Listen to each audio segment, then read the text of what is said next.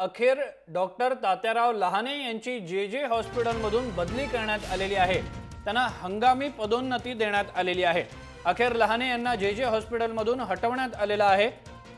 लहाने यांनी शिस्त लावण्याचा प्रयत्न केलेला होता जे हॉस्पिटलमध्ये, आणि या शिस्तीला कंटाळलेल्या किंवा ज्यांना भ्रष्टाचार करायचा आहे, घोटाळे करायचे, त्यांना जे हॉस्पिटलमध्ये तात्याराव लहाने नको होते आणि यासाठीच या सगळ्या लोकांनी लहानेंच्या बदलीचा घाट घातलेला होता।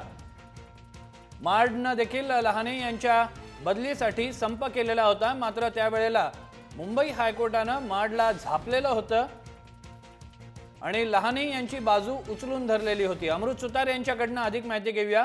अमृत, काय अधिक माहिती मिळतेय?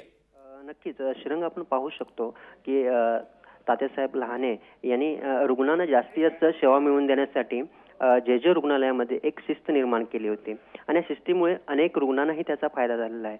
परंतु दरम्यान मध्यंतरी मार्डने ही नाराजी व्यक्त केलेली होती तात्यासाहेब लहाने यांच्या विरोधात आणि त्यांच्या विरोधात संपही पुकारला होता।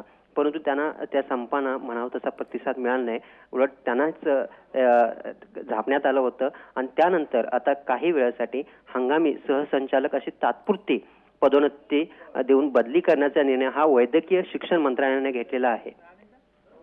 बरोबर आहे, धन्यवाद। आपण बघतोय की या ठिकाणी तात्याराव लहाने यांची बदली करण्यात आलेली आहे।